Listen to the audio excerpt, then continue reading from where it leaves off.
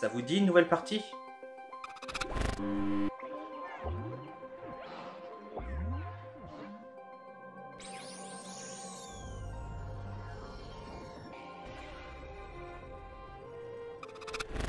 Comment un jeu PS1 sorti 3 ans après le lancement de la PS2 peut être supérieur à un jeu PS Vita et PS4 sorti plus de 13 ans après?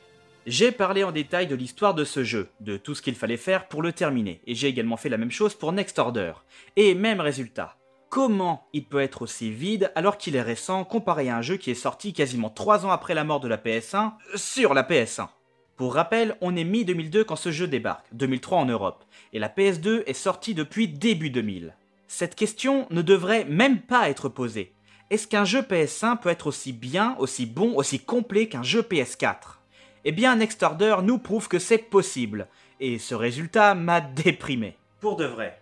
Et même, tellement ce jeu est vide, à chaque fois que j'y rejoue, ça me déprime. Pour de vrai. Et comme j'aime bien être heureux, quoi de mieux pour moi que de vous réinviter dans le Digimon Online? Je vais mettre cette fois-ci l'histoire de côté et à la place, je vais vous parler plus en détail des secteurs et serveurs. À commencer par le central.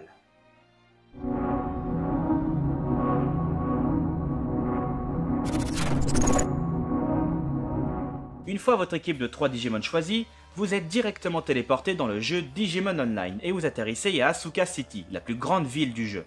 Il va se passer énormément de choses ici.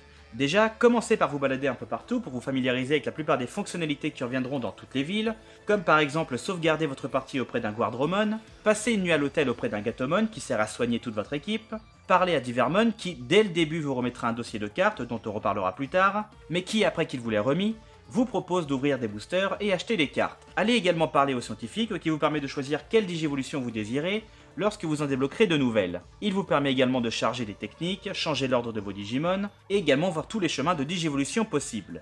A noter que dans certaines villes, le scientifique sera tout simplement remplacé par un Piximon. Côté magasin, les Wizardmon vous vendront toutes sortes d'objets pour vous soigner ou vous aider durant les combats, et les Gargomon vous vendent des armes et des boucliers. Et il sera même possible d'accéder à l'arrière-boutique pour acheter d'autres objets encore plus rares et puissants comme des chips qui servent à augmenter les stats de vos partenaires, comme l'attaque, la défense, la vitesse, la résistance aux éléments comme la glace, le feu, le vent et encore plein d'autres choses. En empruntant l'échelle de l'auberge, vous accédez à la partie inférieure de la ville où se trouve le magasin de cartes, mais également une salle qui réunira plusieurs personnes participant à une vente aux enchères. Ces enchères se produiront tout au long de votre progression dans l'histoire, et à chaque fois, de nouveaux lots seront proposés, comme des armes et des armures. Et en dessous d'Asuka se trouvent les égouts, mais pour y accéder, il faudra avoir en votre possession un Digiœuf qui vous permettra de traverser les fonds marins. Que vous l'ayez ou non, je vous parle de la ville d'Asuka en elle-même, et de toute façon, je vous expliquerai un peu plus tard comment obtenir cet œuf. Mais l'histoire vous forcera à l'utiliser lorsque l'entrée de la ville sera gardée. Partez vers l'est pour trouver un Datamon qu'il faudra affronter afin qu'il ouvre les portes vous permettant d'affronter tous les soldats du centre administratif, qui ensuite vous conduira à affronter la maître du jeu. Mais tout ça, c'est le scénario et on n'est pas là pour ça. Quittez la ville par l'ouest pour découvrir les premières zones du secteur central. Vous allez directement tomber devant le premier gymnase qui vous permet de vous entraîner. À chaque niveau de Digimon gagné, vous obtenez 5 points. Un entraînement basique coûte 1 point, un entraînement supérieur 5 points et un encore au-dessus en coûte 10. Évidemment, si vous choisissez ce coûtant plus, vous gagnerez plus de points dans la catégorie que vous avez choisie. Mais il n'y a pas que ça ici. Vous êtes au parc central et vous avez le choix entre aller au nord, donc retourner à Asuka, au sud, à l'est pour rejoindre le deuxième secteur dont on parlera juste après, et l'ouest pour rejoindre la partie du Cap Fish. Cette zone sera importante pour plusieurs raisons. Déjà, obtenir des bottes auprès d'un enfant qui vous permettront de taper dans les arbres pour faire apparaître des Digimon. Et aussi, mais bien plus tard dans l'histoire, vous pourrez accéder à 2 autres serveurs, soit par les fonds marins, soit les souterrains. Mais ça, ce n'est pas pour tout de suite. Parlons Digimon. La plupart seront évidemment faibles et il faudra s'entraîner afin d'obtenir votre première Digivolution, car dès la deuxième zone, ce sera déjà très compliqué pour vous si vous n'en avez pas. D'ailleurs, n'allez surtout pas au Cap Fish, car certains Digimon sont déjà au niveau champion et il y a même des Tricéramon, donc des ultimes. En gros, ils vous attaquent 2 fois et c'est le game over. Côté environnement, ce n'est que le début, mais vous avez déjà un avant-goût de ce que peut vous proposer le jeu en termes de végétation et même la plage. Et ce n'est que le début. Côté musique, elles sont plutôt cool.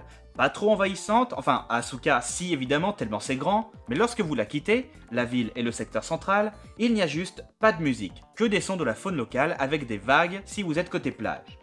Une fois que vous vous sentez prêt à partir et que vos Digimon ont au moins une Digivolution avec pourquoi pas une technique spéciale plutôt que de devoir faire de simples attaques, l'histoire principale vous rattrape et vous pousse en direction du secteur Est afin d'affronter votre tout premier boss.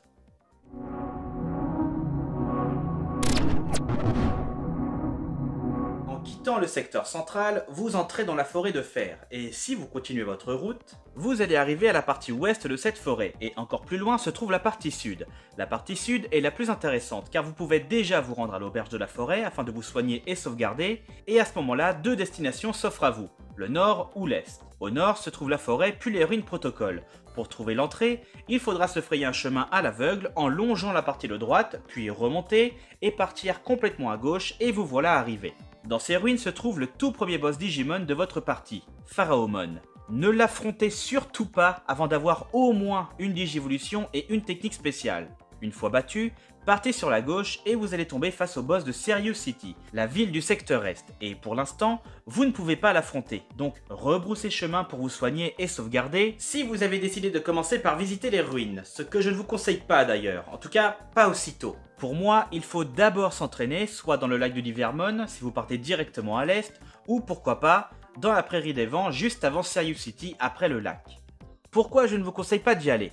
Eh bien c'est simple, dans la forêt des ruines, se trouvent des Dokugumon. S'ils vous attaquent et vous touchent, vous pouvez être empoisonné, et vous allez à chaque tour perdre des PV. Et vu qu'à ce moment du jeu vous n'êtes pas assez résistant pour tenir plus de 5 tours, je vous conseille d'y revenir plus tard.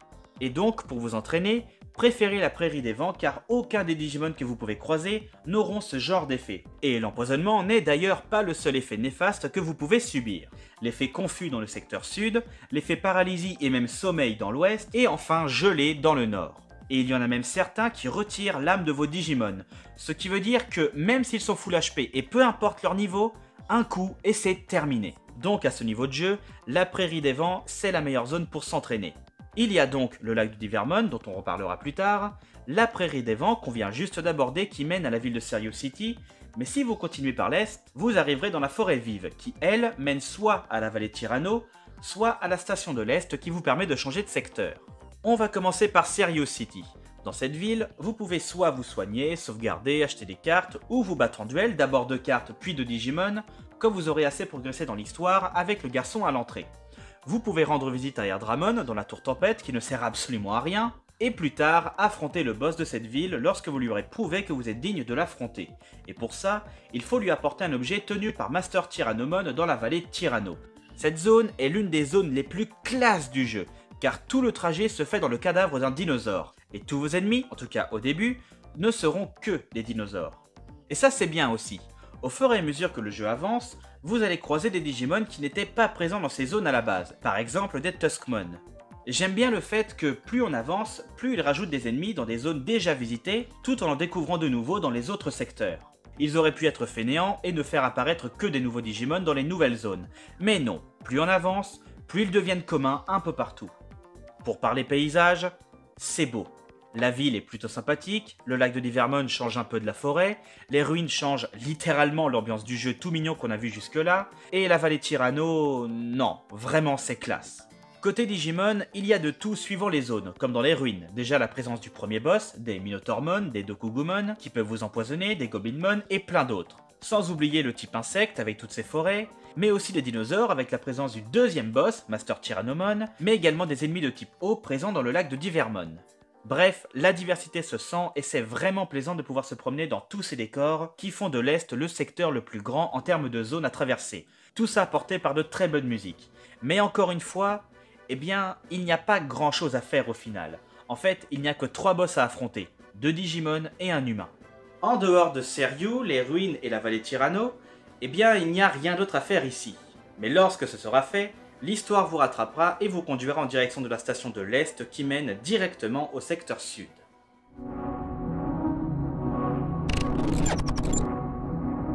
Juste avant de mettre un pied dans ce nouveau secteur, vous allez devoir affronter Bulkmon.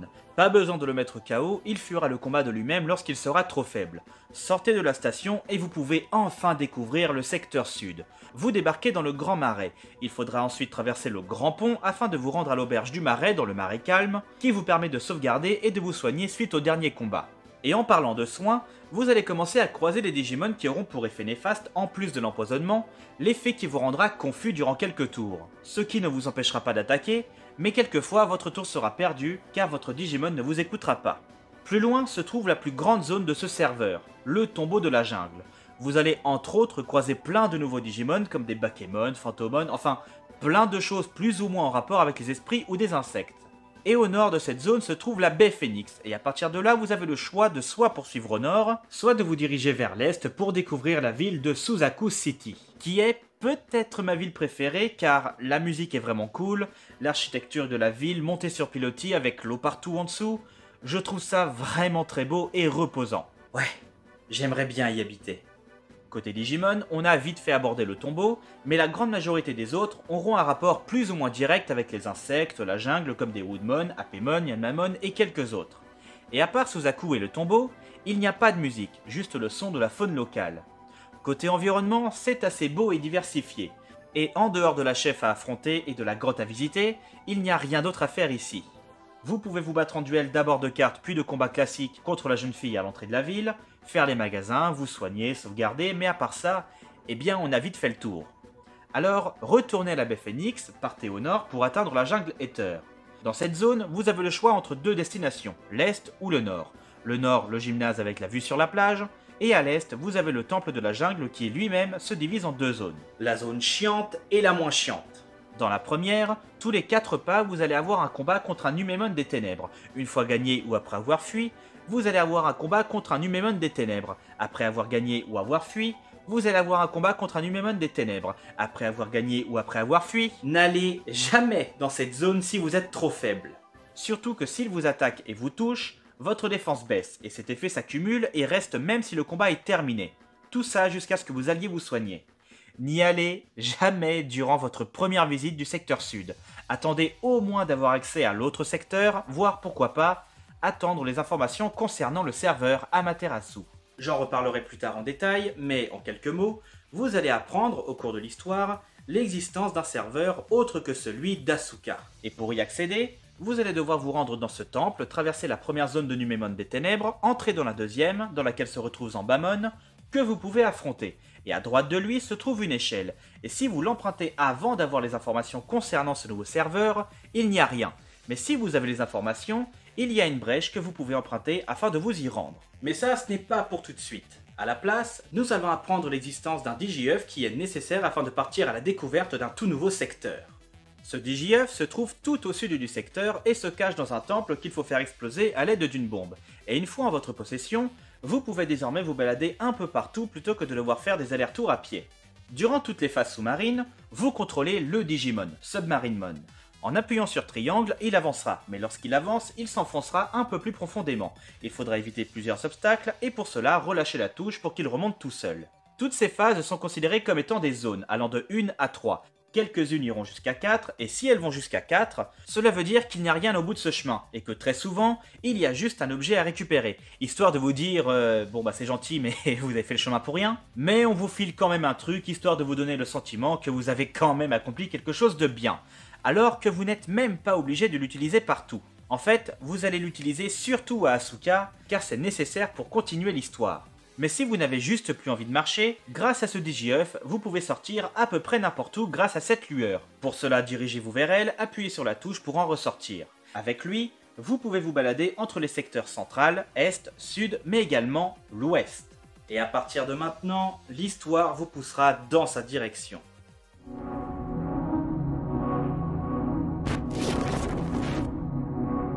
Une fois votre premier Digiœuf en poche, vous êtes désormais capable de traverser les fonds marins afin de vous rendre dans le secteur ouest.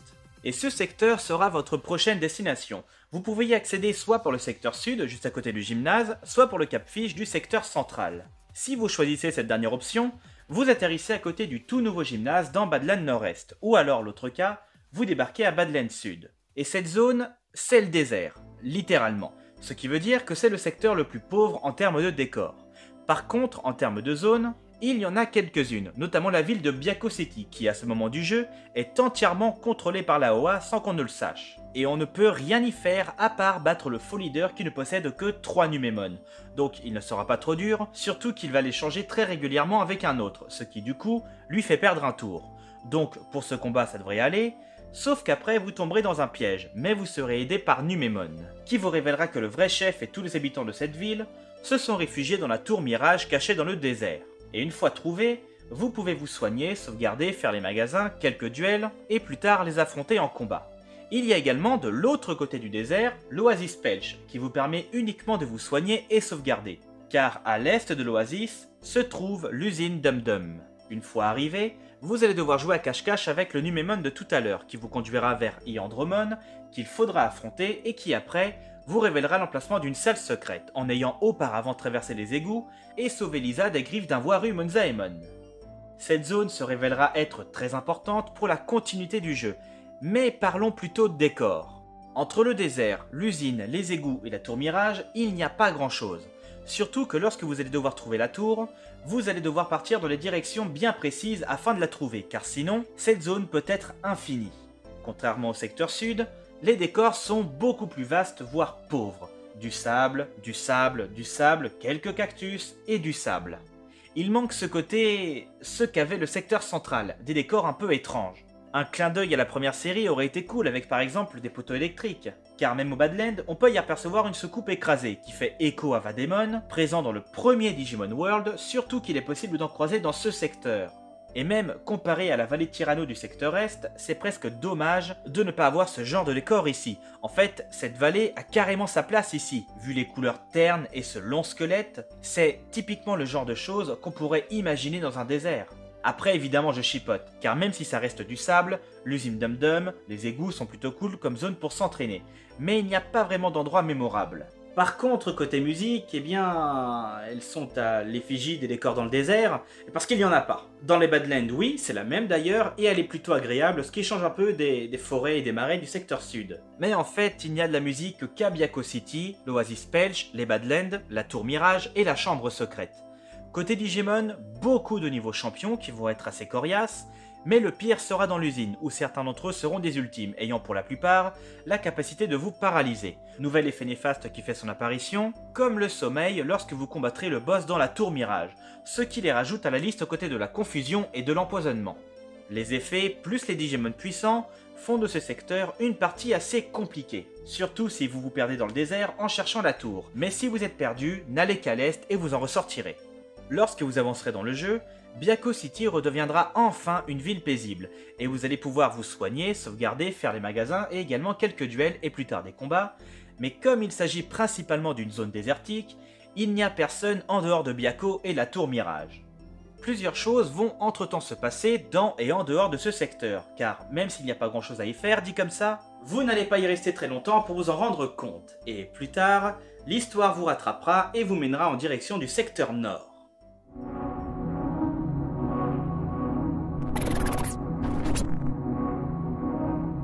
Lorsque vous avez accompli toutes les précédentes missions et que vous êtes désormais en possession du deuxième et dernier DigiF, le secteur nord sera votre prochaine destination. Et pour y accéder, il faudra se rendre au Cap Fiche du secteur central, emprunter un chemin bien précis, dans lequel se retrouvent plein de Digimon qui vous donneront tout au long de la route plusieurs indications concernant le chemin à suivre. À ce niveau de jeu, prévoyez quand même d'être au niveau méga, avec quelques très bonnes techniques, car ici, même de simples champions peuvent vous éclater. Et vous ressortirez au Mont du Bout, la toute première zone de ce serveur qui se situe en plein milieu du nord, et il n'y a pas grand chose à faire ici. Par contre, ça fait du bien de revoir un peu de décor comparé au secteur ouest. Alors, oui d'accord, c'était un désert, et qui dit désert dit sable et donc vaste, mais on est quand même d'accord pour dire que c'est vide et triste.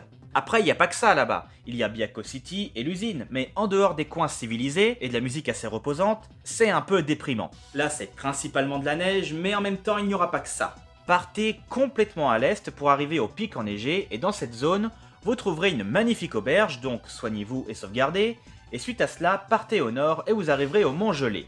Ça va vous prendre entre 3 et 4 minutes avant de trouver le seul et unique chemin qui vous conduira vers la porte bataille. Et derrière cette porte se trouve Gamboo City, la toute dernière ville du serveur Asuka. Comme toutes les autres villes, il vous sera possible d'acheter des objets de meilleure qualité que la ville précédente, de sauvegarder, vous soigner, acheter des cartes. Les dresseurs seront d'ailleurs présents un peu partout, mais quand même beaucoup moins que dans les autres secteurs. À part affronter le chef de Gambou et obtenir votre 4e badge, vous n'avez rien d'autre à faire ici. Donc retournez au mont du Boot, partez à l'ouest cette fois-ci, et vous allez découvrir la mine de Kulon, qui est avec Gambou les deux zones les plus importantes du nord. Car dans cette mine se trouve le puits de Kulon, dans lequel vous pouvez sauvegarder mais pas vous soigner. Et dans cette même salle se trouve Metal et Temon qui vous demandent d'avoir de meilleures armures. Alors ici il y a un problème, car ce Digimon est normalement censé nous fabriquer des objets afin d'affronter 4 nouveaux boss bien après avoir fini l'histoire, les objets épiques. Mais il existe deux versions de ce jeu, Digimon World 3 et Digimon World 2003.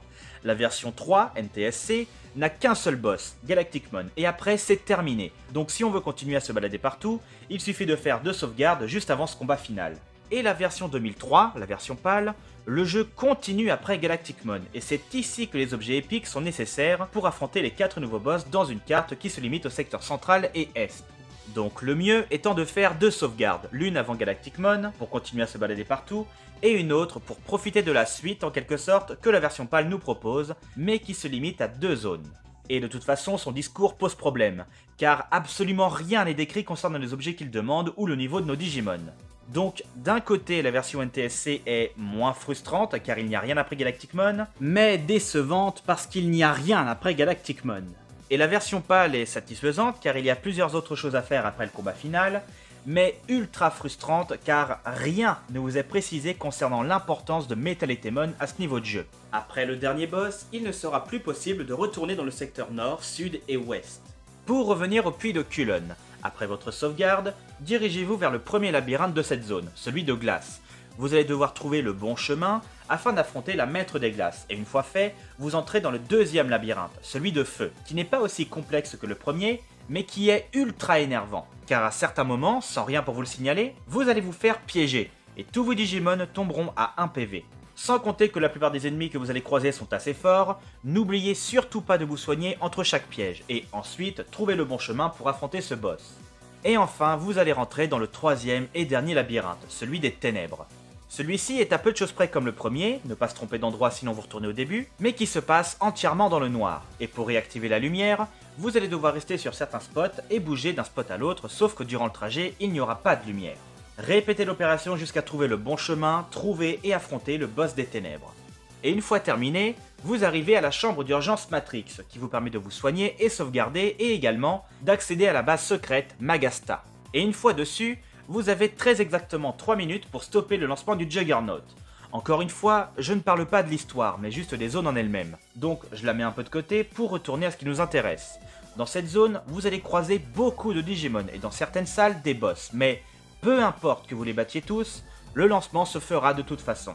Il y aura beaucoup d'objets à trouver, de l'argent également, et si vous voulez quand même aller le plus loin possible, le compte à rebours se stoppe durant les combats. Je le mentionne car dans certains autres jeux, comme par exemple Next Order, le chrono ne se stoppe pas durant les combats. Une fois le temps écoulé, vous serez directement renvoyé à l'entrée du donjon de glace et vous en avez maintenant terminé avec cette zone, et en fait, vous en avez tout simplement terminé avec le secteur nord.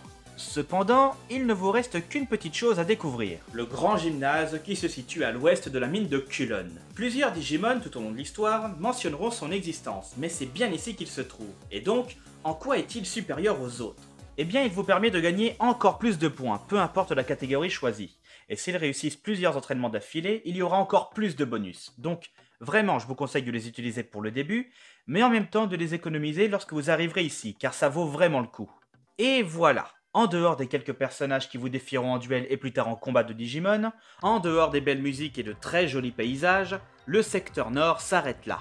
Le jeu par contre n'est pas fini, loin de là. A noter que le secteur nord est le seul secteur dans lequel vous ne croiserez aucun boss Digimon, comme Pharaomon au tout début, Master Tyrannomon, Zambamon et plein d'autres. Dans le nord, il n'y en a aucun, à part les 3 boss élémentaires humains, mais aucun Digimon. Côté environnement, on passe d'un désert à de la neige, et comme je préfère l'hiver, j'aime énormément le secteur nord comparé à l'ouest.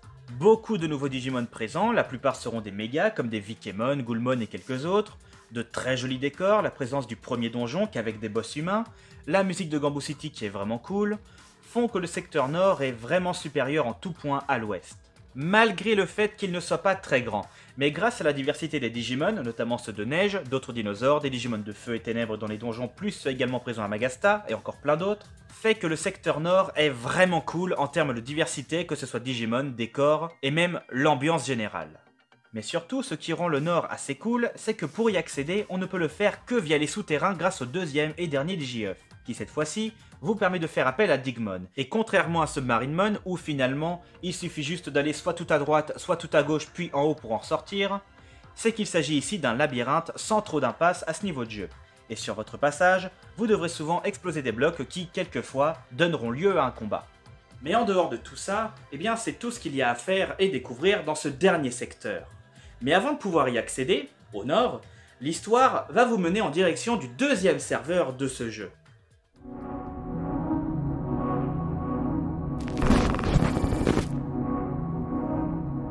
Lorsque vous aurez bien progressé dans l'histoire, vous allez apprendre l'existence d'un deuxième serveur autre que celui d'Asuka. Celui-ci est entièrement contrôlé par l'AOA, une organisation terroriste qui tente de prendre le contrôle du jeu Digimon Online. Et ce serveur se nomme Amaterasu.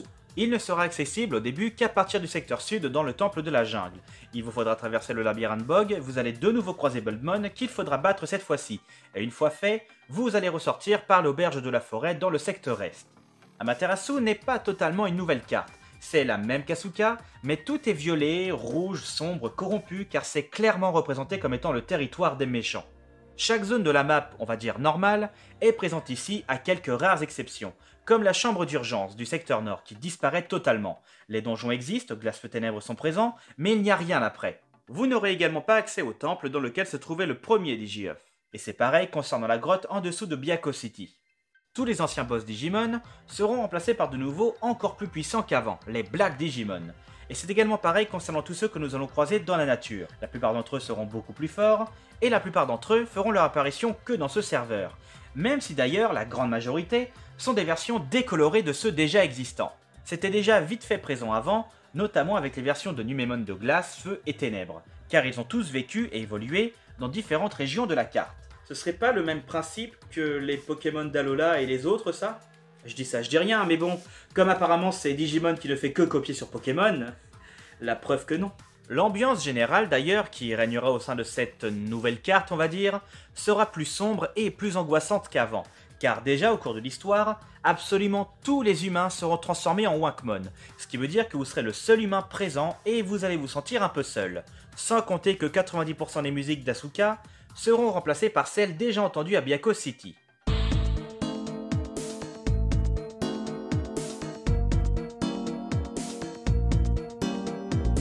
Cette musique sera la seule présente à quelques rares exceptions, comme dans les auberges qui conserveront leur propre musique. Mais dès que vous allez mettre un pied dehors, cette musique vous suivra dans toutes les zones de chaque secteur de ce serveur. Ensuite, concernant les zones en elles-mêmes, elles seront comme presque tous les Digimon présents ici, décolorées. Et ça rend plutôt joli, mais vous allez également en avoir marre, car tous les secteurs seront décolorés qu'avec des teintes de violet et de rouge. Tout ça porté par la même musique du début jusqu'à la fin. Et le pire, c'est que lorsque vous allez utiliser les souterrains avec Digmon, vous pouvez littéralement vous balader entre chaque serveur et, quelquefois, emprunter un chemin du secteur nord d'Amaterasu pour ressortir juste à côté, toujours au secteur nord, mais d'Asuka. Donc ça va vous faire un sacré choc visuel, surtout si à la base vous vouliez juste vous déplacer plus vite, sans forcément changer de serveur. Et si en plus vous voulez faire machine arrière et que vous vous trompez, vous allez juste vous perdre dans le mauvais secteur et au mauvais serveur. Ensuite, concernant les villes, elles sont toutes présentes mais avec des noms différents. Chacune d'entre elles auront un chef et une fois battus, contrairement à ceux d'Asuka, ils disparaîtront en vous laissant leur badge. Asuka City devient Amaterasu City, Seryu devient Kinglang, Suzaku devient Zuke, et c'est d'ailleurs à partir de cette ville que vous allez trouver le deuxième DigiF, celui qui vous permet d'appeler Digmon afin de traverser les souterrains et qui vous permettra de rejoindre le secteur nord via le serveur Asuka. La ville de Byakko devient Beiyu, et enfin Ganbu devient Xuanwu City. Dans son ensemble, même s'il s'agit de la même carte et que le principe reste le même qu'au serveur d'Asuka, les couleurs font que tout sera assez différent et donnent une ambiance assez sombre au jeu. Tout ça sans oublier que tous les humains de ce serveur sont des soldats qui vous parleront mal jusqu'à la fin, qui vous combattront juste en duel de cartes ou combat de Digimon. Bref, c'est un jeu assez complet et qui a une très bonne durée de vie pour un simple jeu PS1. C'est pas le plus long, c'est pas le meilleur, mais ce n'est pas une arnaque comparé à des milliers d'autres jeux. Et juste pour le comparer avec les autres jeux Digimon, il est évidemment dans le top 3, et de mon point de vue, c'est le meilleur. Un jeu assez complet ? En termes d'histoire, si vous voulez le speedrun, comptez 6 bonnes heures, ce qui veut également dire qu'il est plus long que certains excellents jeux sortis durant ces dernières années. Mais il est complet dans le sens, il y a d'autres choses à faire en dehors de l'histoire principale. Je reprends l'exemple des jeux Digimon. Aucun ne lui arrive à la cheville, car il se permet d'avoir le luxe de nous proposer des duels de cartes entre duellistes que l'on peut croiser un peu partout sur la carte et sur les deux serveurs. Cette mini-histoire au sein du scénario n'est absolument pas une obligation. Vous pouvez volontairement faire une croix dessus pour partir en quête des badges et autres. Mais en même temps, ce serait dommage de ne pas pouvoir en profiter tellement il est amusant. Il est tellement bon qu'il est supérieur à Digimon Digital Card Battle, un jeu dont l'histoire n'est constituée que de cartes. Ce qui nous redirige vers l'histoire secondaire, absolument pas obligatoire pour terminer l'histoire, mais qui pourtant est un vrai moyen de relâcher la pression au sein du jeu Digimon World 2003. Le jeu de cartes.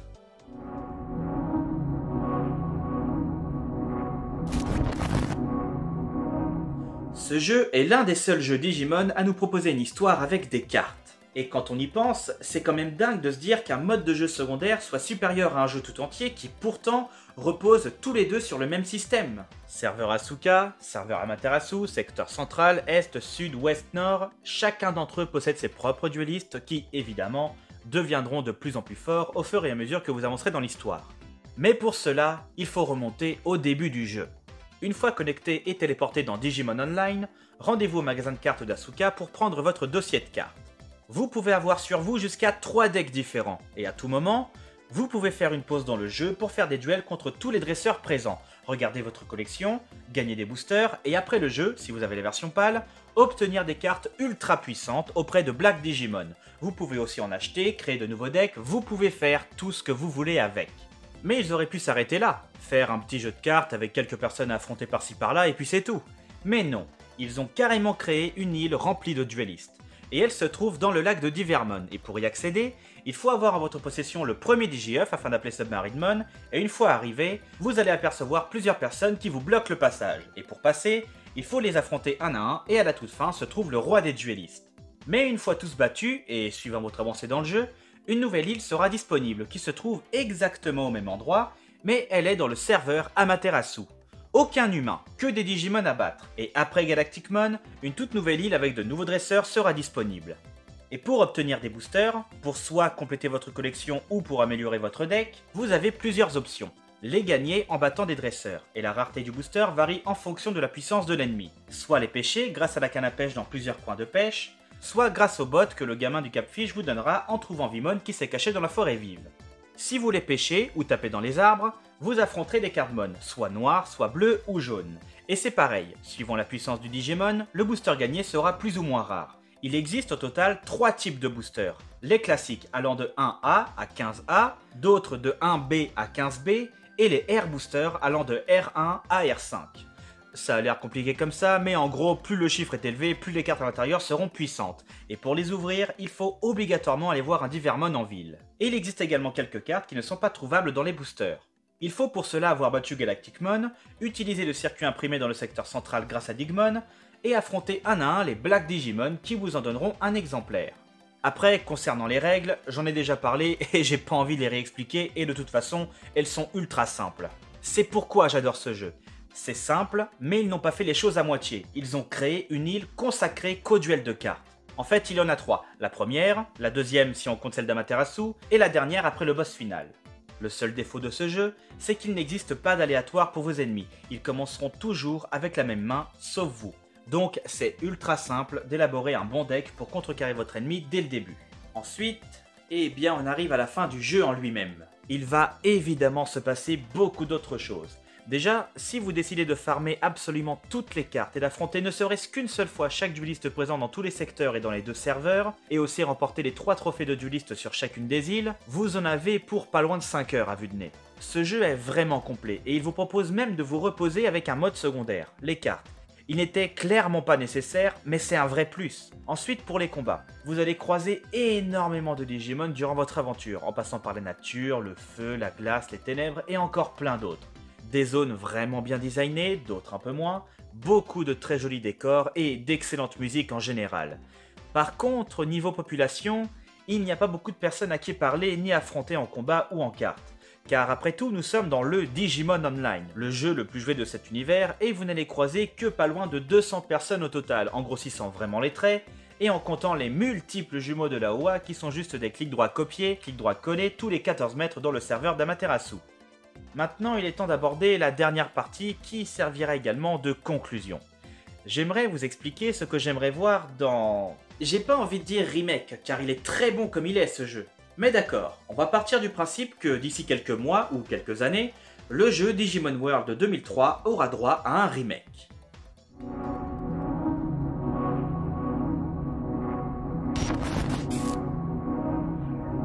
Imaginez qu'ils appliquent la formule Next Order, qui est une suite développée tout en étant un remake du tout premier World. J'adore ce t-shirt. Mais j'aimerais vous expliquer ce que j'attends de Digimon, et qui est possible car ils l'ont fait avec lui. J'aimerais jouer à un bon jeu de cette franchise, car cela fait presque 20 ans qu'il est sorti, et depuis, eh bien je m'ennuie et j'attends toujours. Et je ne pense pas que Digimon Survive, qui ne cesse d'être repoussé, soit le jeu que j'attends, ou en tout cas que j'espère. Après, je ne dis pas qu'il sera forcément mauvais, il est même pas sorti de toute façon. Alors, pour se déplacer entre les secteurs et serveurs, nous avons l'aide de 2 Digi-E qui prennent vie sous forme de Digimon présents dans la saison 2. Submarinmon nous aide à traverser les océans, et Digmon les souterrains. Imaginez Alcemon, Digimon également présent dans la saison 2 et qui prend également vie grâce à un Digi-œuf. Alors, imaginez qu'en plus des fonds marins et des souterrains, qu'on puisse visiter les cieux. Imaginez d'autres secteurs en plus du central, est, sud, ouest et nord.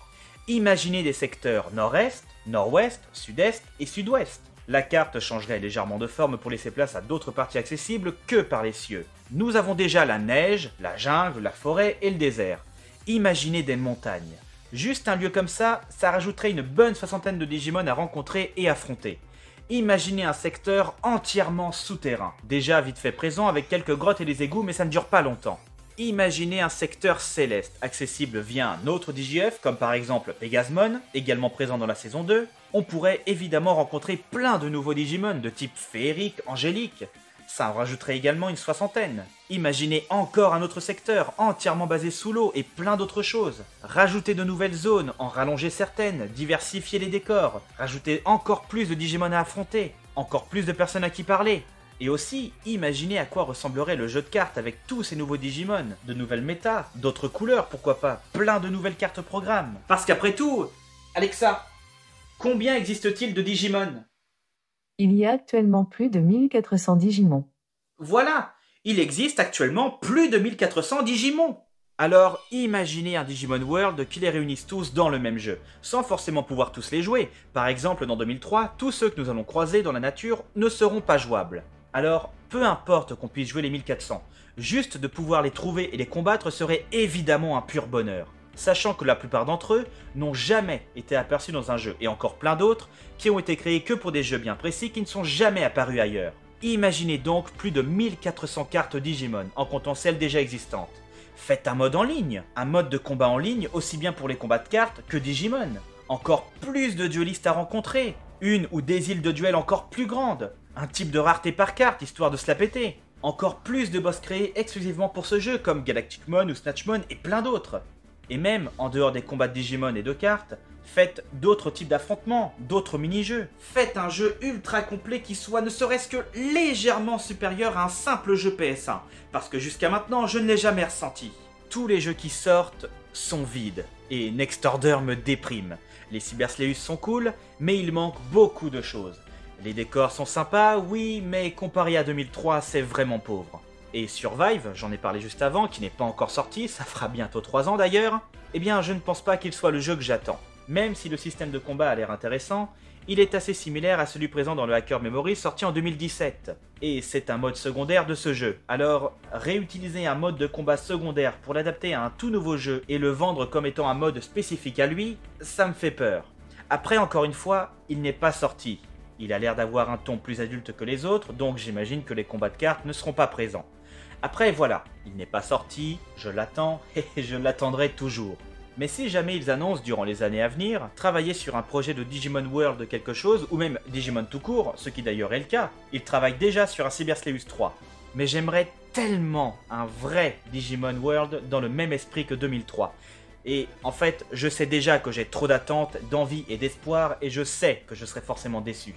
Mais après tout, ceux étant fans du premier Digimon World ont forcément été ravis du Next Order. Je le tacle souvent parce qu'il est vide, mais il est pas mauvais. C'est la même base, mais en beaucoup plus complet.